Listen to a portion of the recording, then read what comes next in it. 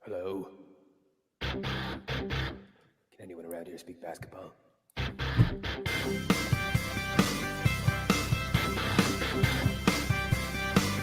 it is. It's the Confederacy of Dunks Basketball Podcast.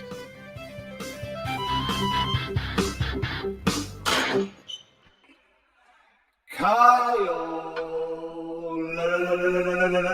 Lowry. Welcome to the Confederacy of Dunks Basketball Podcast. I am your host, Freddie Rivas. And who, sir, are you? I am the producer, Matt Duncan, and I'm happy to be here. Freddie, how you doing? I'm doing pretty good. I'm feeling all right. I'm excited about the Fred Van Vleet game. Obviously, huge. Are you? You hanging in there? You're maintaining yourself during these COVID quarantine times. Yes, yeah. It's always it's been a while. It's almost been a full year now. That's going to be an exciting anniversary for us to do. I wonder what that's going to feel like once we pass that mid-March threshold, Yeah, I'm maybe we'll have to do some Last Dance anniversary shows. Man. And really just stare into the abyss together. Remember how the Last Dance really got us through 8 weeks? It saved us. It took us to the bubble.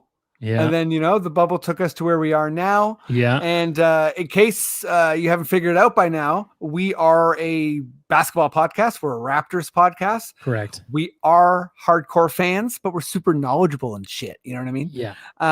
We're also hilarious. We have funny people on the show too. Matt, if people want to listen to us, subscribe, support artists during a difficult plague, how can they do all those things? Come take a little tour of dunkspodcast.com. You can listen to our episodes there if you so please. We've got a fun little player there for the episodes, but also we have our links for the network we are a part of called the Sonar Network. You can listen to us there as well. I just I'm really loving the as well. Yeah, you're spritzing. I love it. But yeah, they have a lot of great podcasts there, Landlord and Tenant, you got the Bedpost, et cetera. It's just nonstop. And if you do want to support us, we do have a Patreon, and we've got link trees all set up on our Instagram and our Twitter, so that can send you to everywhere you need to go. We really appreciate you if you can. We know times are tough. So, we're just going to keep giving that content one way or another. And as well, it's getting cold. I don't know, -15 outside. I think something like that. Caught my breath when I went outside today. And I say, EU could benefit from a Confederacy of Dunks toque. We have a link up now for the Shopify. Freddie's got them ready to go. They are kept in an indoor environment. They are in a warm environment, so they're not getting any frost, because we know what that does to polyester, folks. It's not good. So there's many ways you can support us. Please do. We love you guys. Thank you so much for listening, and enjoy this next episode. That, folks, is better than any Spalding Gray monologue you'll ever hear. Okay? Matt's delivering the goods. I just came from the dentist, so I'm a little, on edge. Yeah, he's having a good time, but he delivers the goods every time. He's Matty D. I love you, buddy. Let's before we go, I will say, email your city councilors, defund the police, and Black Lives Matter. Never stop until there is more justice. But Matty D, I do think we are ready to talk Raptors ball and NBA and our Quickish Questions and just get into a whole bunch of stuff. If you feel like we're ready, please, sir, just give me those sweet words. Okay. Okay.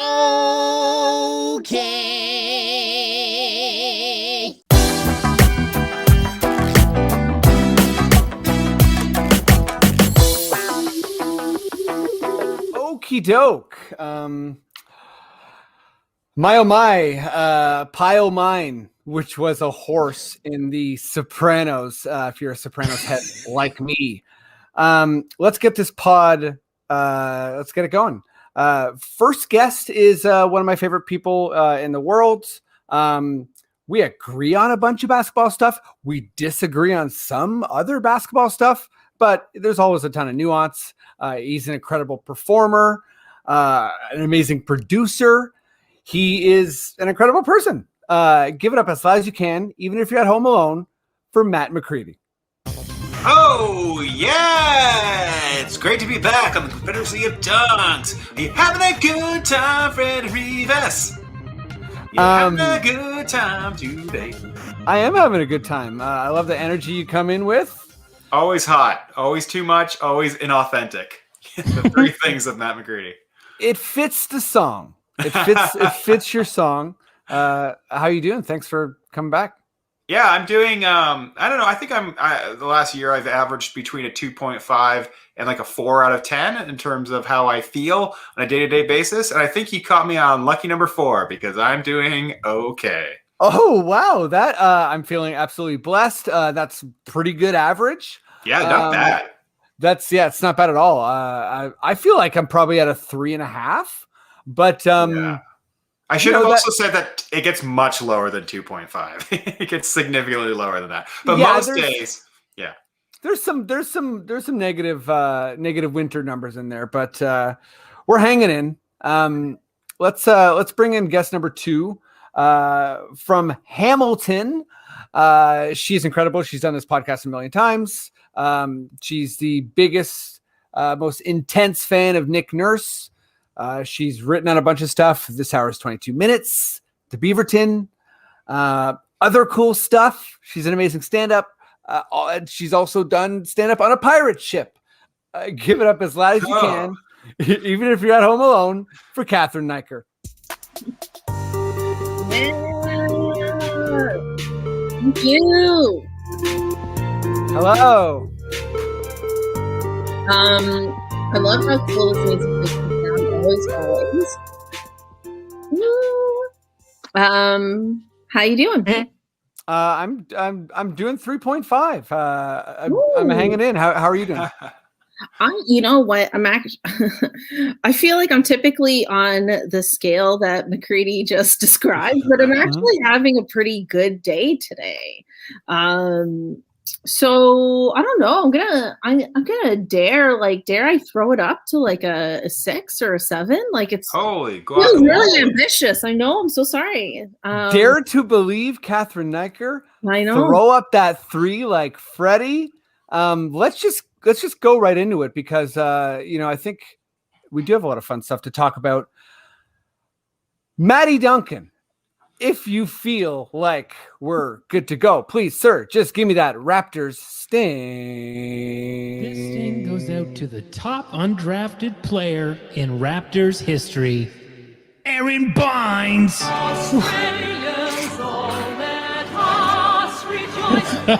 Wow. I guess we gotta talk about this new sting first. I think we could do better.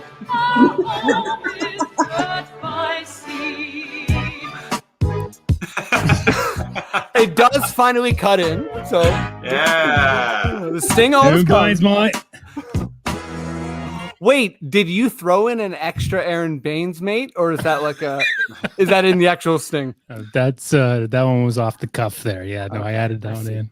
So that first song made me feel like I lived underneath rich people. I don't know how to explain that. I just feel like that was the servant. Australian national anthem. Everybody. Well, how dare you disrespect Fred Van Vleet on this day? But also, thanks for blessing us with a new sting. It's been a little bit since we got a delicious, weird audio file from Matty D. That one's pretty weird, man. You got Aaron Baines saying stuff. You got the Australian national anthem. I mean, ill-timed. I love it. Absolutely love it. Okay, let's jump into some Raptors stuff. I'm sure we'll be able to talk about that sting every week for the next several months. But let's go to you first, McCready. Yeah, it's just about Freddie. So he is I'm just going to frame it this way. He is the only undrafted player to do literally everything. So, Oh, wow. No, but like, I think there's a lot of focus on him being an undrafted player, and this accomplishment is wild. There's so many cool stuff to cherry pick from. He surpassed Moses Malone at 53 points. Yeah. And I think people, like, when it comes to Moses, like, Moses is undrafted, but only because the ABA signed him when he was 18 for like $1 million, like one of the highest contracts ever. Like, he would have been drafted almost certainly number one. So it's not even fair to put those two together. And my wife just brought me pizza. Hey, somebody's at a 3.5. Yeah, Eric Pim. Sonar. Shout out to the Bedpost Our Sonar podcast. buddy. Yeah. So why don't you move on to someone else for a bit? Yeah, you have some pizza. That's wonderful. While I eat this pizza. But yeah. McCready's going to come back at a hot 5. He's going to break his scale. Cathryn, Freddie Van Vleet, 54 points. Did you how just give me some thoughts on this historic performance? I mean, it's great. I think, for Freddie, it's obviously amazing for his name to be in the record books in multiple places. I think in context of the Raptors, like, we really needed something like this. Like, we really needed a reason to be excited about this season. And like, it's good that we also got the win, of course. Like, how much would it have sucked if like he scored 54 points in a loss? I feel like that would have been devastating. Yeah, that's a Bradley Beal type experience we don't want here. Exactly. Yeah, we'd be in full on Wizards territory if that happened. So, I mean, I think it's, obviously it's great all around. I do think like they kept showing that Raptors list of like the top scorers in like franchise history, and like Fred has that now. And in that list is DeMar DeRozan, Terrence Ross, and Vince Carter. And I'm like, right. That is such a weird list. Like,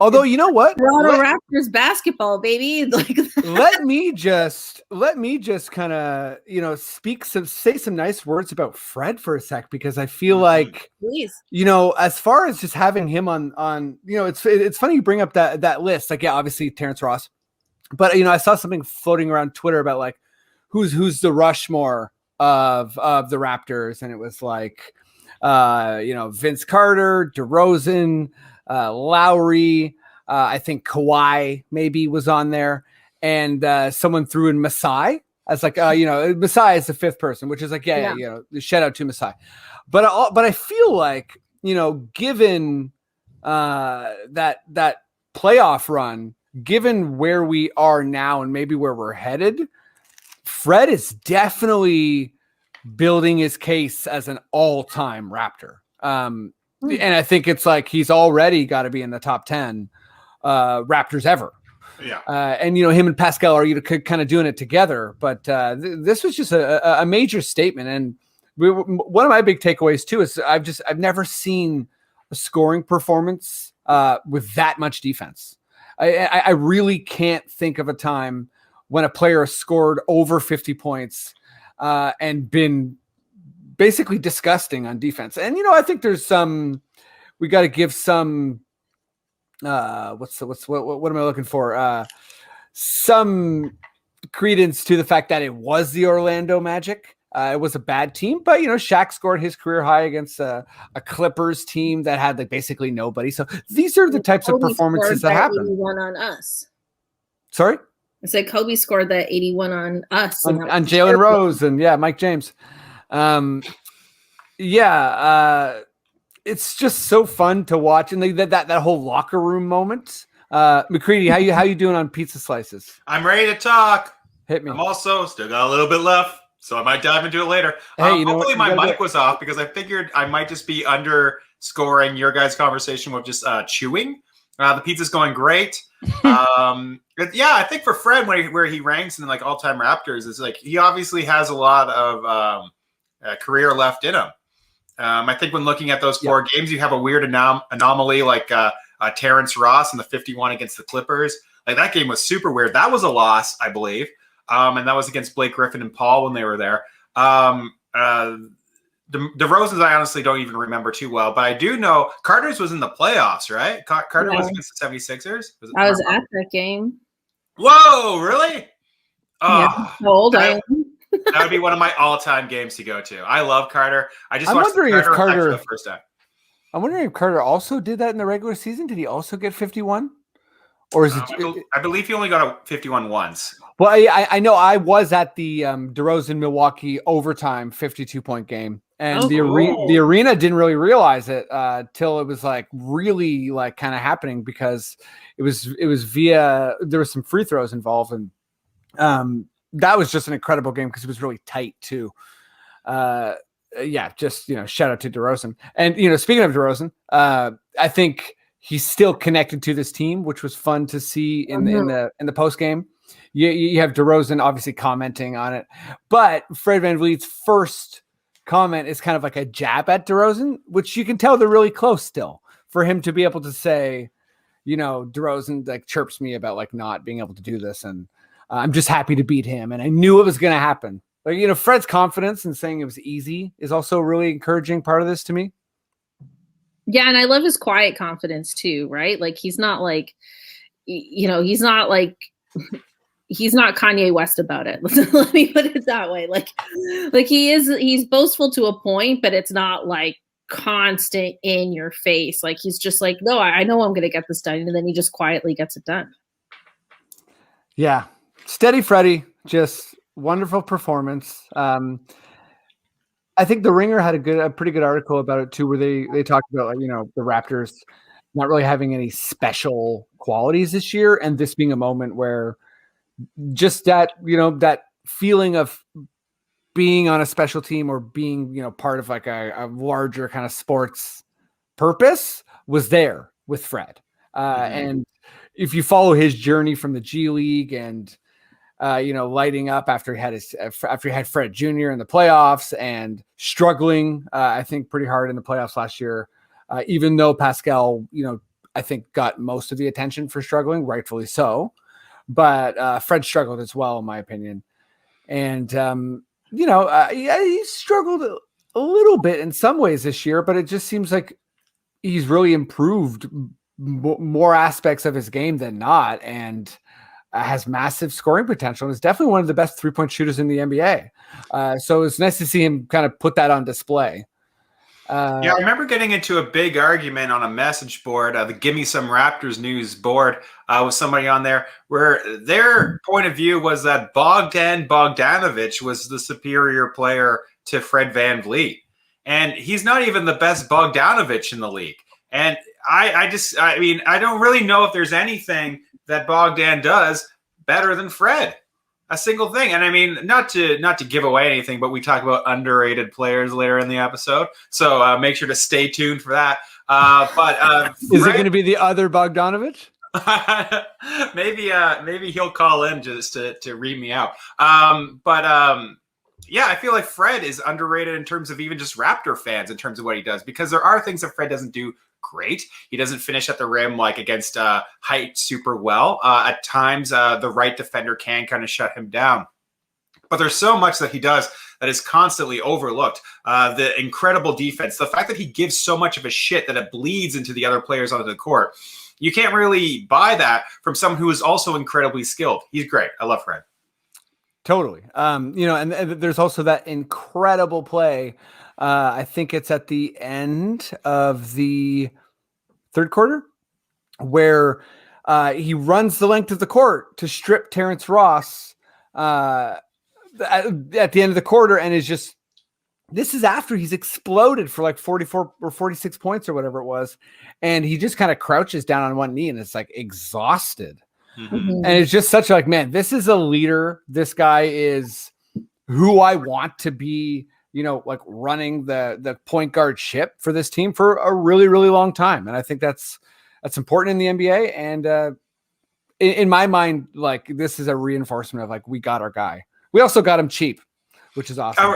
the cheapness could not be understated. Like his entire career with the Raptors, he has been crazily underpaid. His first contract, obviously at the minimum, crazy underpaid. His next contract, for some reason, the league overlooks him, underpaid again. And then, not learning their lesson, you give more money to Gordon Hayward, who's like 7 years older and 4 times as bad. Come on, get it together, the league. Yeah, sleeping on Fred. Speaking of, get it together, the league, get it together, the Raptors. I wanted to bring up a question from a former guest of the pod, Alexi Otts, and he's kind of just getting our temperature here on the what's going on with Terence Ross or not going on with Terence Ross. Davis. And I'm so sorry, Terence Davis. Pardon me. Thank you, Matt. Yeah, nothing's going on with Terence. Absolutely Terence nothing's Ross. going on with Terence Ross. He had a couple crappy games, and then Terence Ross saw Fred Van Vleet blow by his record. I wonder if he didn't tweet about it, did he? Terence Ross? Did Terence Ross tweet about it? Okay, you know what? You can't tweet with a broken phone. I think he smashed it after that performance. Yeah, he was upset. But let's my flub aside, Terence Davis. It's an upsetting situation. It's crappy for fans. It's awful in general.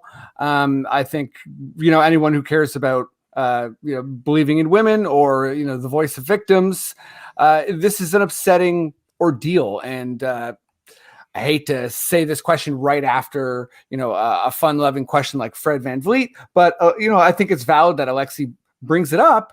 And I think what he's wanting to know is how do you feel about trusting this organization, knowing whatever, that their hands are tied by the union and the Players Association, etc. But yeah, just I'll go to you first, Cathryn. How's this making you feel about the Raptors in general? And, I don't know if it doesn't have to be like a complex answer if it's simple. I mean, it first of all, it just, the whole thing sucks. And it's obviously deeply unfortunate. I mean, in terms of the Raptors organization handling it, not handling it, I don't want to come off like the most jaded person in the world, but realistically, they're not going to handle it. Nothing's going to be done by the Raptors organization because nothing's ever been done by any other team in this league in its history regarding this. The players union protects players regardless of the accusations, regardless of the evidence, frankly. And it just kind of is what it is. It's a bigger problem than the Raptors. And if they did something, it would set a precedent that had never been done before in the league. And I think that causes a ripple effect that would, would force a lot of questions to be answered, a nuanced dialogue, if you will. I'm not on the side that they shouldn't do anything, but I don't know if it's fair to put a responsibility on the Raptors that hasn't been put on any other team in this league, because there are active players on other teams currently that have been accused of similar, if not worse, things. Yeah, I think you bring up a good point in terms of, it would be precedent setting. And I think fans do have a legitimate want for a, precedent setting action or accountability from their from their respective franchises or the league in general. And, it is just kind of like this painful limbo we're in if you're a fan that's compassionate. McCready, same thing to you. Just how do you feel as a fan? How do you feel about the organization?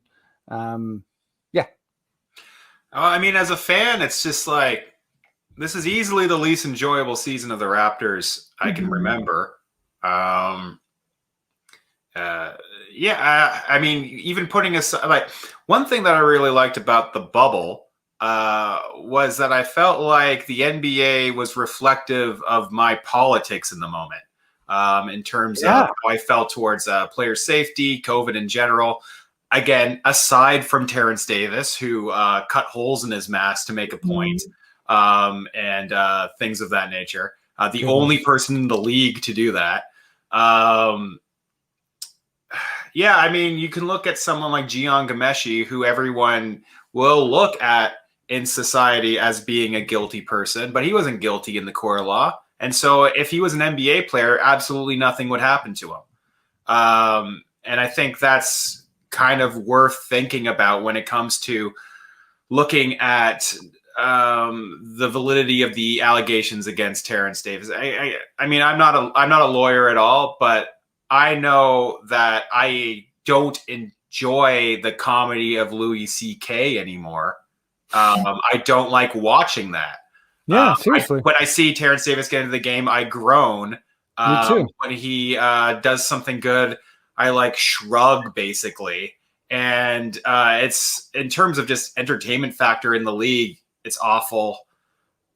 In terms of like showing support for women who are a huge part of your audience, it's disrespectful.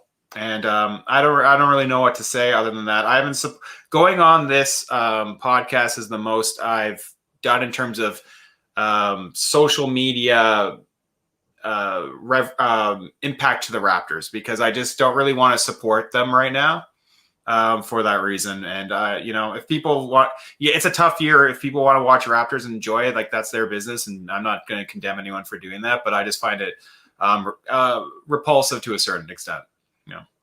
I mean, yeah, well said. As well, McCready, because I feel like I'm totally with you in the in the feeling that it's just a disrespectful, ongoing thing that is, like we're looking for a way to kind of like penetrate this masculine fortress, that is the NBA, and it's kind of like you can be cynical about it, and it's bleak, but at the same time, it's like still just so present that it's material. It's something that I think you can't realistically enjoy something, or be the enthusiastic fan you want to be.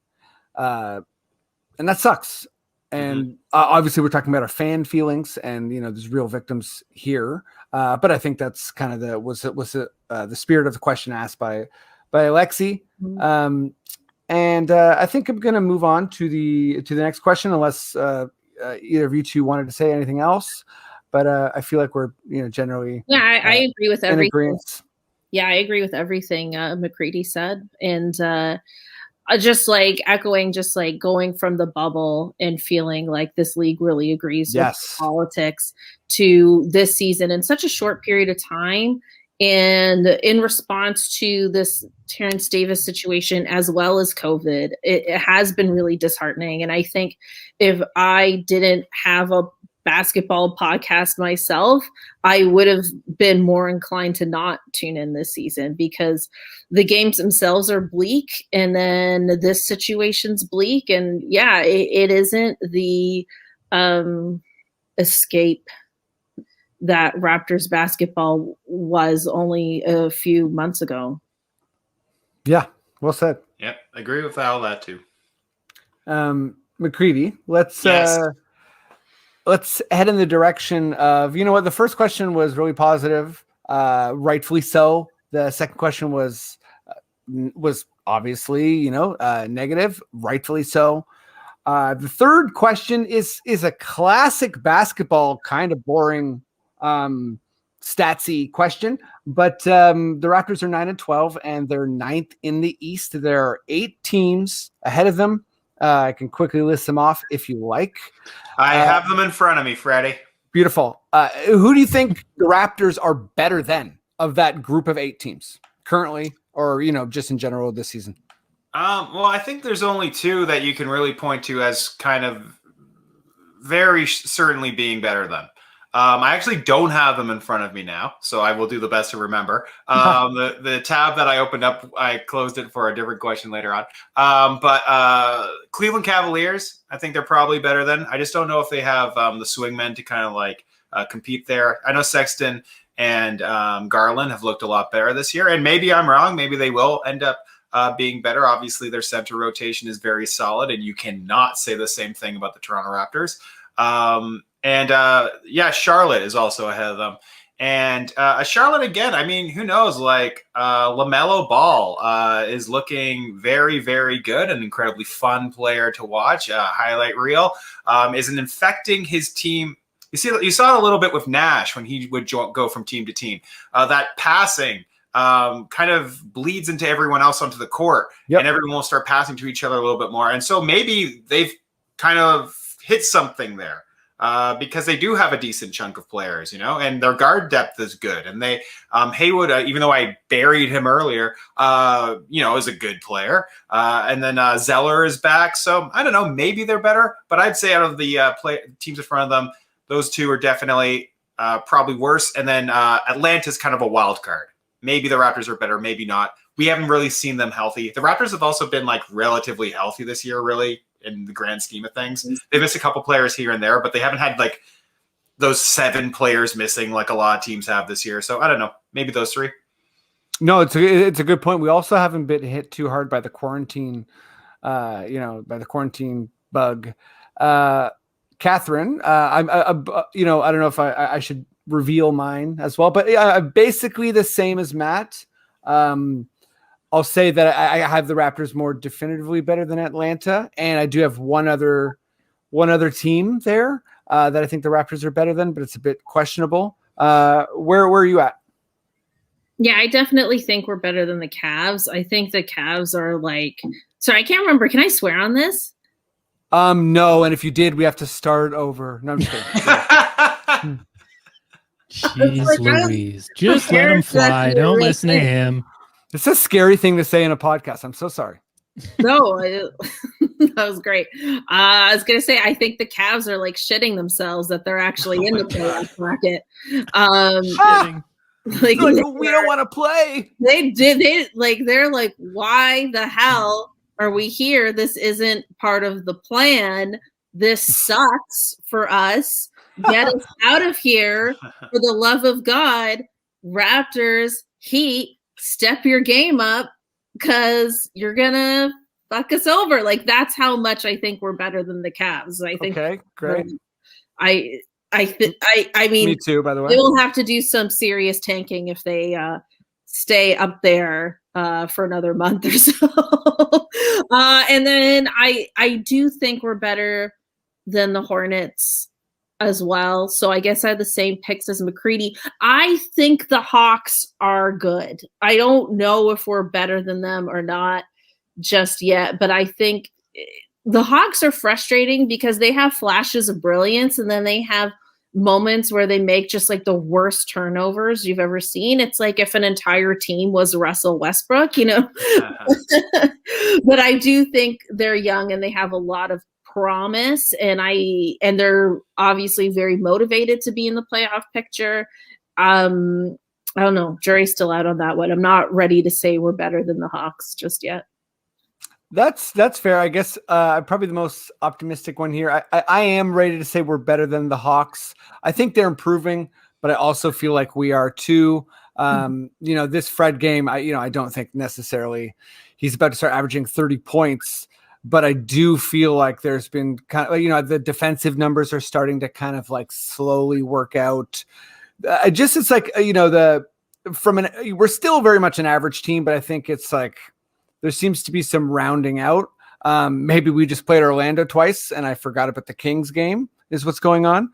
But I mean, they barely beat Charlotte, those 2 games. Those were both 1 possession games, and the Raptors were completely healthy for those games. And we also have a pretty tough stretch coming up here. So I think if I'm way too optimistic in the Raptors, I will be proven wrong in short order. But to that end, I also I don't know if you two can handle this, but I think we're better than the Pacers as well. But I think that's my questionable one. It's questionable. Freddie. Wait, but why? Why do you think we're better than the Pacers? Just when we played them, I thought we played them pretty well. And I think, over the course of like a playoff series, I think it would go 7 games. And I think we could win. but I think it's a bit of a coin flip. Whereas, like, you know, the Raptors would have to shoot great because, like, almost no one on the team can score on Turner at this point. Totally. Yeah, I guess, like, at the end of the day, Sabonis, Brogdon, Turner, you know, when I think about, like, okay, that's who we're going against in a playoff series. I'm not scared, but I'm not scared. You know what I mean? Like, it's not the level of, like, you know, Tatum, unfortunately, or, you know, some of the other, like, top dogs in the East. I actually think Brown's better than Tatum. Well, exactly, right? So you got Brown and Tatum. It's absolutely terrifying.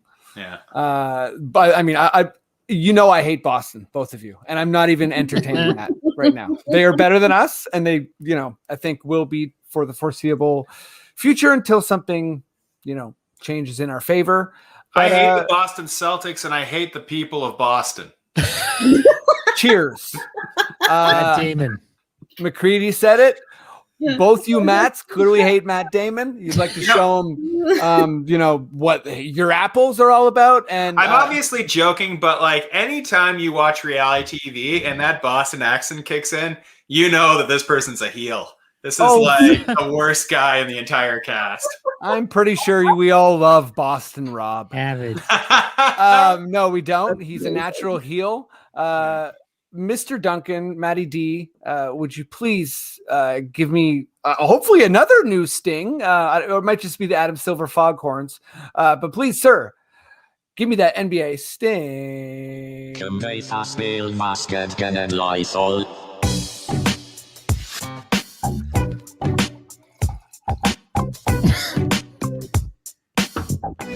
Okay. I'll give you $10, Freddie, if you guess what language that is. All I heard was "Master, give me the Lysol," and I'm like, "Is this okay?" Did you hear that? Did you two both hear that? I also heard Lysol. Master, give me the Lysol. Real Rorschach test for you there. Okay, one more time. Freddie. Matty D, this better have some relevance to basketball. One more time.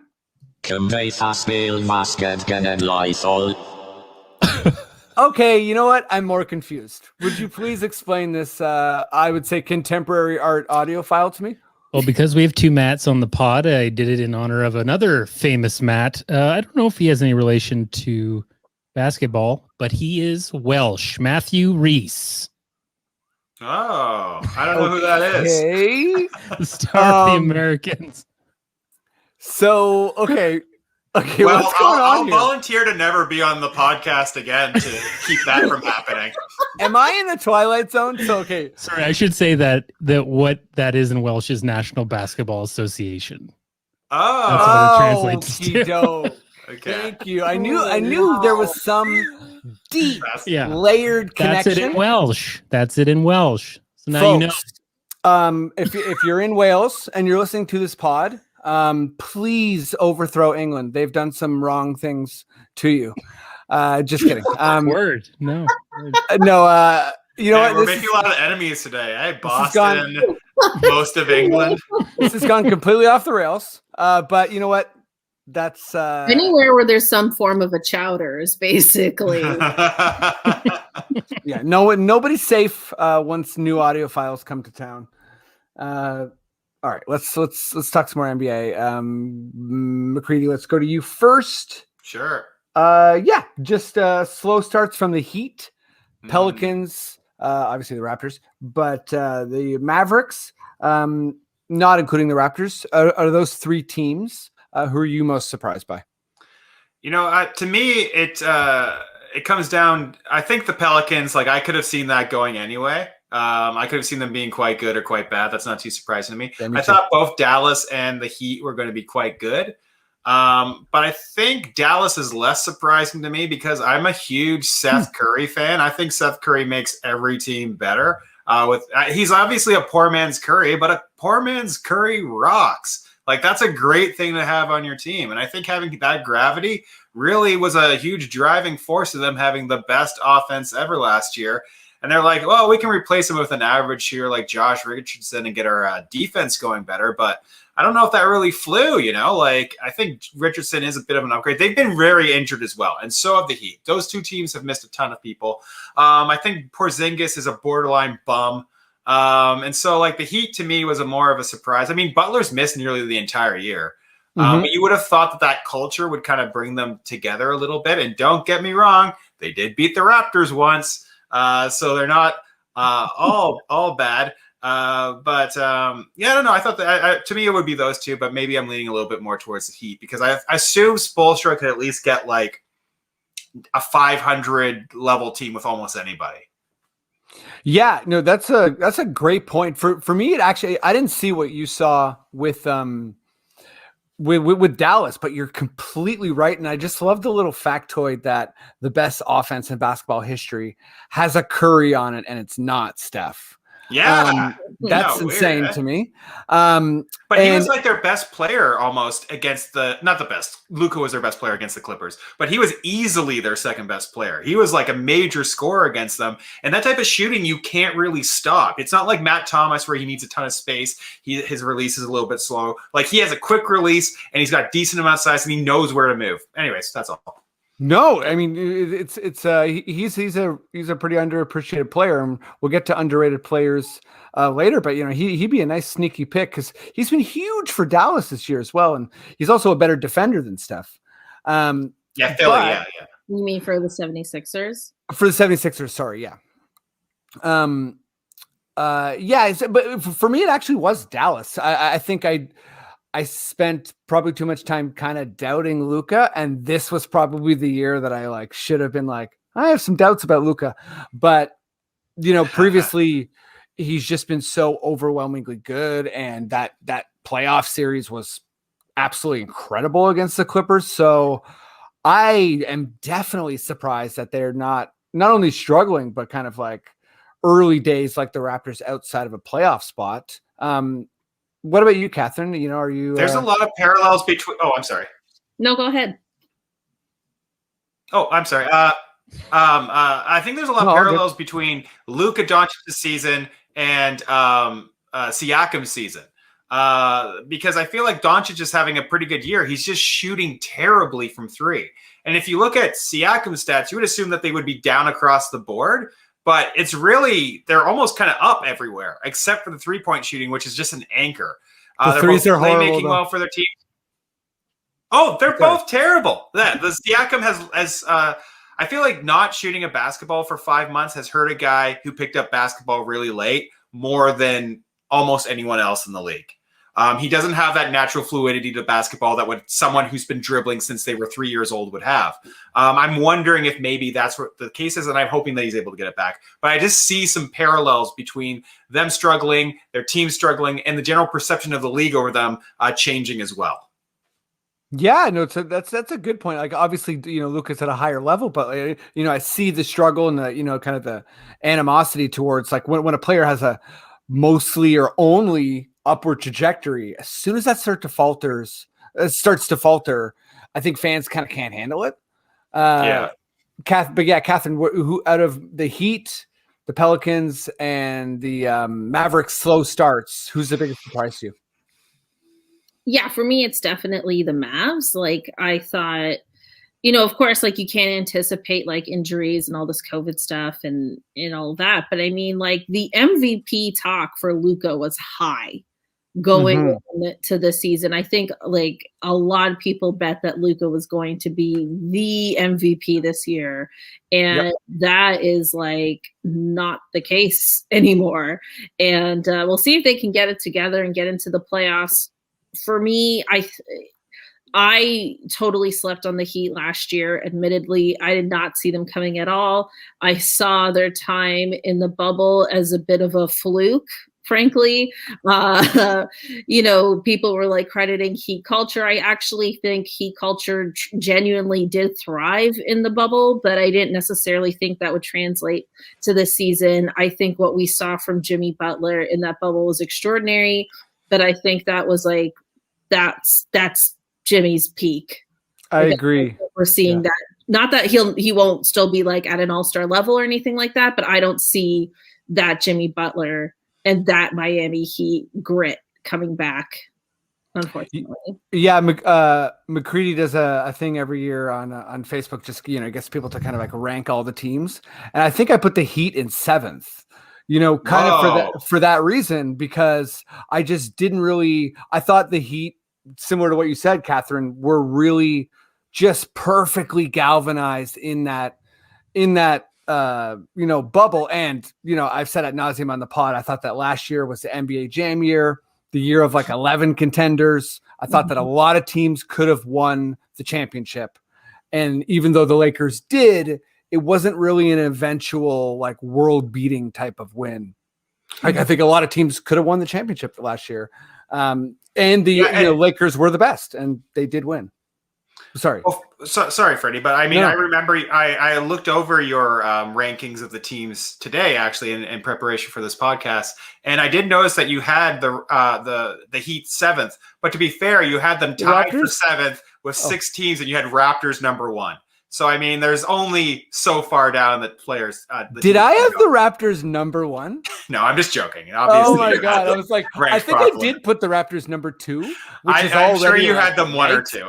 I can't imagine you would put them lower than that. I think I put the Bucks 1, but if I did put the Raptors in first, like maybe I should get like an extra penalty for that. Cathryn, let's kind of just move on to. It's always a weird, conversation. Underrated player, right? By whose standard? Are we talking like a player standard, a fan standard, a stats head standard? That doesn't really matter. I just feel like, I want to know a player that you like, that you feel like for whatever reason is kind of like underappreciated, underadmired, underwatched, whatever. Yeah, I think the most underrated player in the NBA right now is Karen from the Atlanta Hawks. Oh, Karen. Oh, She really shook things up last game. She did. Yeah. Cheers to her. Yeah. 25 years old. I didn't see what happened. Her husband, whoever that is. He's 26. They're 25 and 26-year-old. She's like 25 going on 43. Yeah. No. Okay, so my real answer is I'm going to go with Chris Middleton. Because great answer. He's having a great season. The Milwaukee Bucks are still, for the most part, playing to expectations. And with, now it's like Harden in the East and Kyrie Irving back and all this, and Bradley Beal's kind of making more noise now, even though they're not winning. It's like, Chris Middleton could be snubbed from this All-Star game. And that's kind of wild to think about. Yeah, and I mean, I think for Raptors fans who know him pretty well, the game we saw him this season, he was just ridiculous. Like he is an incredible player, and I think a player that I think a lot of analytics people love, and a lot of kind of like other fans are a little bit like I don't see what's so special about this guy, but he's very boring is his biggest problem. Yeah, I think he's boring to watch. Yeah. He is kind of boring to watch, and I think for anyone wondering about his game, just know he doesn't really miss a lot. So that's kind of I would say a big. He's just all very well rounded too. Yeah. Do you have Mr. McCready? Do you have an underrated player? Yeah, so like me, Freddie, I love like the NBA is a weird obsession with mine. I like going really deep into every team and finding these weird little tiny guys. So I'm going to go on the opposite of what you expect and say that the most underrated player in the league is Nikola Jokic. I think Jokic is so damn good this year. I think he has been if you want to talk advanced stats, he is like 30% ahead of anyone in like win shares, value over replacement player than anyone else in the league. He is absolutely crushing, and Denver's getting annihilated in the minutes that he's off the floor. You know who's 7th in the league in defensive box plus minus? It's Nikola Jokic, obviously. Otherwise, why would I bring it up? And He's obviously not very good defensively. And there's also but there's if you look at the players and that stat, like Ben Simmons is number 1, Miles Turner is number 2, Valanciunas Light, Marc Gasol is number 3, and then you have Jokic at 7. So obviously the people who are at the top of this list are excellent defenders. So there's definitely noise there, but he's doing something right on that end as well. He's very young still, and I think that because he was so good in the playoffs last year, it's kind of overlooking how much of a step he's made in the regular season this year compared to last. You know what? I don't know if this is going to surprise you, but that is absolute music to my ears. Early days on the pod this year, I predicted Jokic for MVP. Sticking to it. Part of that was that I thought Denver would have an amazing record, and they don't. But he's making a statistical case for sure. I think Denver's got to win games for him to really be there, but. Totally with you. I think even though he is a very famous player and a very, he's an all-star, he still kind of has people have this attitude about him where, he's kind of not good in the playoffs. And it's like, he has been good in the playoffs. And it's a kind of a weird wait and see approach for someone who's done what you've asked of them so far. If I had a child I'm sorry, Freddie. No. Please, I want to tell hear you about my imaginary child. If I had a child who was really good at basketball, like a prodigy type of player, and he was like, all I want is basketball, and there's a good chance that he could do something with his life that would make him a success in this. I would sign him up for water polo classes like that, because that is like what gave Jokic that type of passing instinct and thought process. And if you had that. In your and also it's good for your bones to be swimming and stuff. It's like different types of workout schedules. It's good for young muscle to develop. So if someone's out there and you have this 7-foot baby, go put them into water polo, and you can thank me when they reach the NBA Hall of Fame. I love it. Fuck Boston. Fuck all the people in Boston. I love it. Okay, so my player is actually also a star player, but I feel like everyone is waiting for something bad to happen, so they're not appreciating that he's kind of great, and it's Zion Williamson. I think he's really entertaining. Ooh. And he's doing good stuff, and it's like, let's enjoy this player. But I think people are so focused on his knees breaking down at some point that they're kind of like, I don't know. It's like, it reminds me of how people for a little while, maybe still, could only focus on Ben Simmons not being able to hit the three and not focus on him being like a ridiculous defender and just like, an incredible player in a variety of ways. And I think Zion, there's this there's this doom factor there where people are just, they'll be excited for a Zion dunk, but at the end of the day, they're kind of like, it's like they don't want to invest in him or something. That's my take for underrated player. That's a good one. I feel like we all had, unique takes, and I like it. Let's finish this off silly style. Producer pick Malik Beasley. Producer pick. Matty D, do you want to say anything on the Malik Beasley case, or you just throwing that out there? I just think, I do have him on my fantasy team, and I think he's been pretty underrated on Minnesota. I think he does a lot of good, and I think he's like, I think they depend on him more than you think they should. He's like averaging around 20 points a game, and he just can really go off. I'm looking him up right now. I find it shocking that a team. Yeah, I find it shocking that a team that's relying on Malik Beasley is the worst in the league. Yeah, but you know what, Duncan? You gotta love your fantasy dudes who are showing up. I just looked 19-5. My team's terrible. Hey, let's let Duncan have some love for Malik Beasley. I think it's a good pick. It is a good. Who's playing for the Timberwolves? Who I don't know, just rough time. Not on anyone's radar, eh? Noted.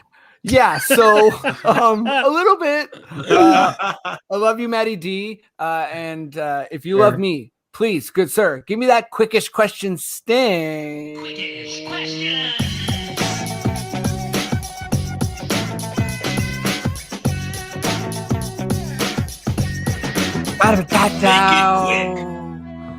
Make it quick. That was like cool. Okay, you both know this segment very well. I'm gonna read these questions as quick as I can, and you have to answer as quick as you can. That's basically it. Do not stall or phone a friend. You can't purposely delay. Don't give yourself like thought commas. Like hit me with that quick answer. You know what I mean? Let's do Cathryn, McCready, Matty D. Sound good? All right. All right, here we go. Sick. Cathryn. Mm-hmm. In NBA 2K21, Fred Van Vleet has a ranking of 84 overall. Should this be higher, lower, or is it right? No, let's go higher. Should be higher. Got to go higher. McCready. This is from Cathryn, who's on the pod, but I didn't want to ask her a question from herself. How do we get Billy Porter and FVV together for the ultimate bet on yourself gif? JK, don't ask me. I'll get too emotional. So I'm asking you. Both of them jumping out of a plane and high-fiving in midair. Yes. I love it. Without a parachute, bet on yourself. No parachute. Yeah, and then they throw some poker chips. I forgot about betting on yourself. Throw some poker chips. Yeah, that's good. They reach in like where the parachute should be, just throw some poker chips, and that's where the commercial ends. Yeah, that's good. Yeah, that's it. Matty D. Yes. Which broadcast team would you want Klay Thompson to join? Ooh. Doesn't have to be NBA. I guess it could be any broadcast. Oh, it could be any. Clay? Has he been lighting it up or something? Yeah. Klay Thompson has recently been hilarious. Yes. He's been hilarious. Oh, wow. Well, I think anything to keep me awake watching baseball. So add him to the baseball, the Jays team there. Okay. I'm sorry to Jays fans. I'm just not much of a baseball fan. Get up, Clay. Cathryn. Mm-hmm. If Fred Van Vleet is Fred Van Neat, that means Aaron Baines is Aaron. Aaron Baines is Aaron Nay. I didn't really understand the question either, but I did know how to read it. So, Alan Shane Lewis, who wrote that question, I hope you're getting a laugh. You're all a bit confused. McCready. Yes. Is there real I hope it's just as weird and confusing. It's pretty straightforward. Is there real beef between Kyle Lowry and Aaron Gordon? Yeah, clearly. They hate each other. They're trying to injure each other game after game. Yes, there's some sort of beef. Agreed. And Kyle's winning because he injured him in 2 straight games. So yeah, Kyle knows how to be dirty and get away with it. Yeah. I just want to say, I honestly think Aaron Gordon's going to be resting this injury, writing his next diss track, and it's going to be all about Kyle. Oh yeah. 100%. Matty D. Yes. Will Masai Ujiri take the Wizards offer? I wasn't even sure that there was a Wizards offer. I guess there is. Oh my God. No. Correct. No. Lord of the Rings taught me anything is you don't take the wizard offer. That's always evil. That's right. Saruman the Grey? No. You know what I mean? You don't want that. Cathryn, is Fred Van Vleet good at playing basketball? Yes.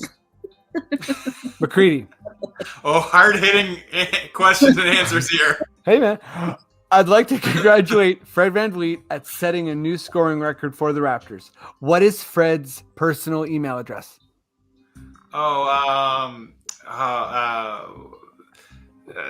FVV 1988 Buffy fan for life at hotmail.com. Yep. Duncan, is FVV a top 10 PG? Ooh.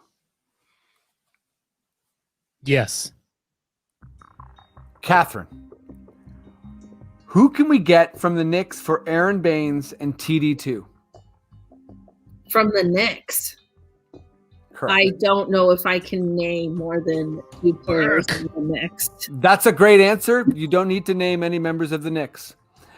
McCready. The answer is probably nobody. That's a garbage package. Go on. I'll take Rowan Barrett Jr. I'm sure they'll give him up. McCready. Yes. Who has been the best Raptor so far this season? Oh, I mean, you got to go with Fred, right? I think you do. I think you do. I Maybe don't know Kyle, who else but would be I think in. Fred. Yeah. Matty D. Yes.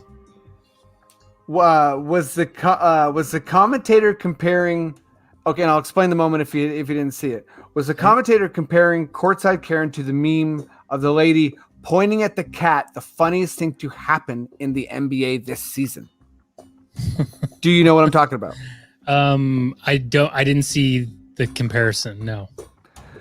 Right. So Pointing at there's the the courtside Karen. Yeah. This is going to be weird to explain on a podcast, but there's the courtside Karen where she's, like pointing, and LeBron pointing. tells her off. Yeah. And it nearly looks identical to the cat lady meme, famous on the internet with the woman crying and pointing. And during the broadcast, the announcers tried to do what I'm doing right now and was like, hey, doesn't she look like the woman from the meme? Yeah, definitely. Anyways, it was top marks for that. It was extremely funny. Probably It less funny sounds than hilarious. me explaining it to you. But let's make this last one an all play. I follow that cat. I love that cat from that meme. Yeah, that cat. French Lord. It lives in Ottawa.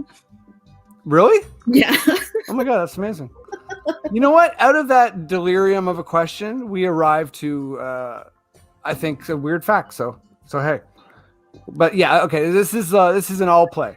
Sure. Cathryn, which big should we go after? Oh God. I don't know. Okay, somebody else answer. I'll come back. McCready, which big should we go after? Great. Straight to Matty D. Let me think about it too. I'm gonna say it every time, and I think you bring this fella over, and he mixes with his pal Aaron. I want Steven Adams. I want Aaron Baines starting lineup. I want to see 4 and 5. Wait, 1 and 2. Which one is it? 5? Yeah. 4 and 5. 4 and 5. I want to see Baines and Steven Adams, mate. And I think it would be a lot of fun. I think we'd really have a lot of fun with it there in Tampa. I don't know what to say. You have way too much so respect hard for on that them. part of the world. English you put on that answer. Cathryn, well, Steven Adams, Cathryn. I mean, it's not British accent, but anyway, I thought it was. Who's your big?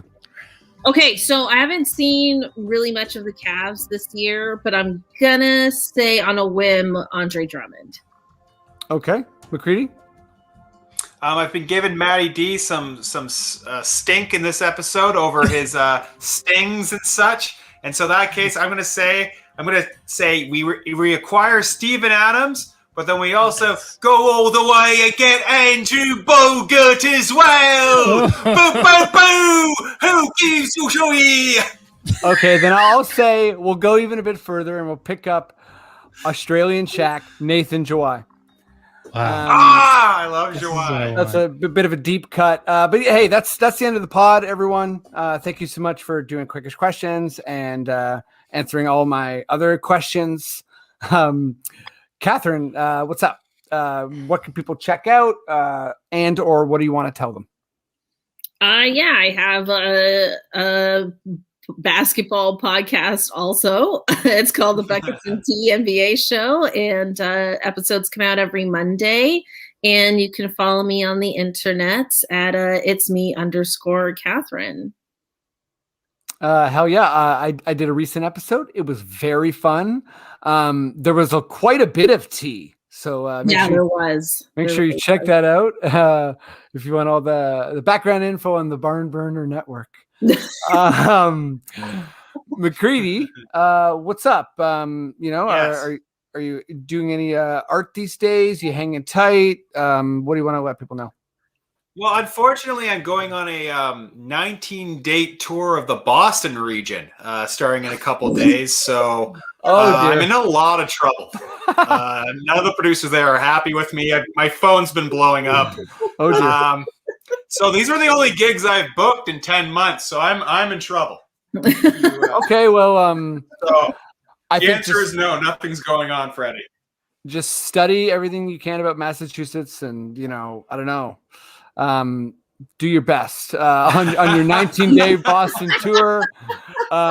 It will be on Twitch. We'll make sure you can all check it out. Mostly like Matt, Like most Matt stand-ups, it'll be on Twitch. it'll be a lot like The Departed, except McCready will be like hiding out in different boxes and that sort of thing, like 7 snakes. Okay, I'm going off the rails again. Thank you all so much for listening to this podcast.